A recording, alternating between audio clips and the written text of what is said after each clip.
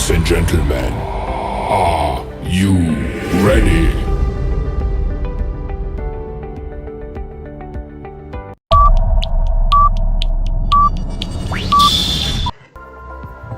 Di sini saya akan menjelaskan materi mengenai sifat aljabar bilangan real, disusun untuk memenuhi tugas akhir analisis real, yang disusun oleh saya sendiri, yaitu Luoto Mariahia, program pasca sarjana magister pendidikan matematika Universitas HKBP Nomense Medan, tahun pelajaran 2023-2024. Baik, kita masuk ke dalam apa itu sifat aljabar dari bilangan real. Struktur aljabar sistem bilangan real termasuk sifat dasar penjumlahan dan perkalian. Sistem bilangan real dianggap sebagai bidang dalam aljabar abstrak. Sifat dasar dikenal dengan sifat dasar ini dikenal sebagai aksioma Medan, ya, dikenal dengan aksioma Medan. Dan kita dapat menggunakan notasi A tambah B dan A kali B, yang artinya ini merupakan penjumlahan dan perkalian. Pada himpunan bilangan real, dari bilangan-bilangan real terdapat opsi dua operasi biner. Ini operasi binernya, ya, tambah dan titik, yang artinya penjumlahan dan perkalian. Operasi tersebut mempunyai sifat. Nah, sifatnya ini A1, A2, A3, A4 ini merupakan sifat penjumlahan. Sedangkan M1, M2, M3, M4 ini merupakan sifat dari operasi perkalian. Dan simbol dari D ini adalah distribusi dari kedua penjumlahan dan perkalian. A1 yang merupakan A tambah B sama dengan B tambah A. Untuk setiap A dan B anggota R, yaitu sifat komutatif penjumlahan. A2 A tambah B tambah C sama dengan A tambah B tambah C untuk setiap A, B, C anggota R, yaitu sifat asosiatif penjumlahan.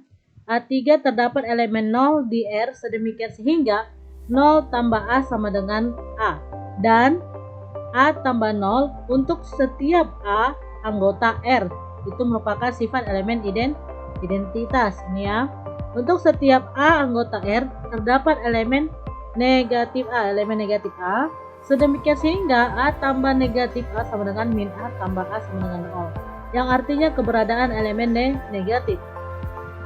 Kemudian kita masuk ke dalam sifat perkalian. Sifat perkalian yaitu M1 dan M2. Ya, M1, M2, M3 dan M4. Ini dia, M1, M2, M3 dan M4.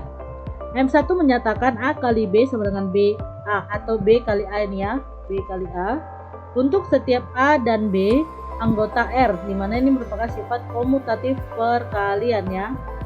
M2 A kali B kali C akan sama dengan A kali B kali C. Nah, tanda kurungnya ini kita pindahkan jadi A B kali C untuk setiap A, B, C anggota R merupakan sifat asosiatif perkalian.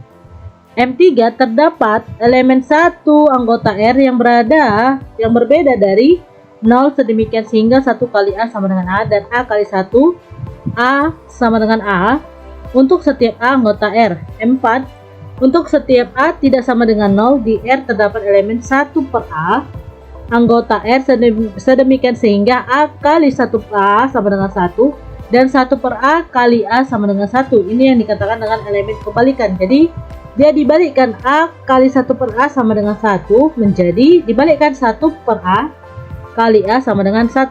Masuk kita yang ke D, ini yang ke D. A kali B tambah C. Nah, ini dia kamu kalikan 1 per 1. A kali B, A kali C. Nah, mau gabungkan sifat penjumlahan. A kali B tambah A kali C dan B tambah C sama juga kali A. B jadi B kali A, C kali A untuk setiap A, B, C anggota bilangan R ya, merupakan sifat distribusi perkalian dan penjumlahan. Masuk kita kepada teorema. Jika A nih adalah elemen dari R sedemikian sehingga Z tambah A, maka apakah Z sama dengan 0 ini merupakan hasilnya? Kita buktikan ya. Ambil Z atau A anggota R, ini ambil sembarangan Z atau A, menggunakan sifat A3, A3, A4, A2 dengan menggunakan hipotesis Z tambah A sama dengan A.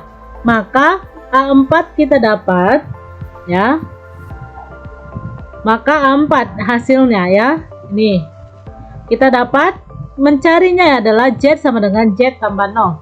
Yaitu ini merupakan sifat A3 ya, sama dengan Z tambah A tambah A negatif A. Ini sifat A4 ini. Ini 0 ini kita ubahlah menjadi sifat keempat ya. Menjadi sifat keempat. Oke. Sudah. Baru kita masukkan lagi Z ini ke sifat A2, kita kalikan satu persatu penjumlahan itu. Nah, ya kan? Z tambah A, kita pindahkanlah tanda kurungnya, Z tambah A tambah negatif A, yaitu sifat A2. Kemudian ini Z A tambah A ini kita rubah menjadi A, itu yang disebut diketahui Z tambah A sama dengan A ya. A tambah negatif A menjadi 0, itu sifat keempat. Sehingga Z tambah A sama dengan A menghasilkan Z sama dengan 0, itu adalah terbukti ya. Baru kita masuk yang B. Untuk U, B anggota R, B tidak sama dengan 0, U kali B sama dengan B, maka U sama dengan 1. Kita buktikan ya. Buktinya menggunakan sifat M3, M4, M2 yang diasumsikan U kali B, maka U sama dengan 1. Nah, kita masukkan U sama dengan U kali 1, kita menggunakan sifat M3 ya. U kali B kali 1 per B. Nah, ini kita masukkan ke sifat keempat. Kemudian U kali B kali 1 per 4. Nah, ini dia kalikan satu-satu ya ke sifat kedua. Kemudian selesai U kali B ini adalah yang diketahui nih. Yang diketahui asumsinya tadi. U kali B sama dengan B kali 1 per B. Nah, maka diketahui bahwasannya hasil B kali 1 per B itu menggunakan M3. Maka terbuktilah U kali B sama dengan B, maka U sama dengan 1 itu terbukti. Jadi itulah hasil yang saya dapatkan atau penjelasan dari saya. Saya ucapkan terima kasih.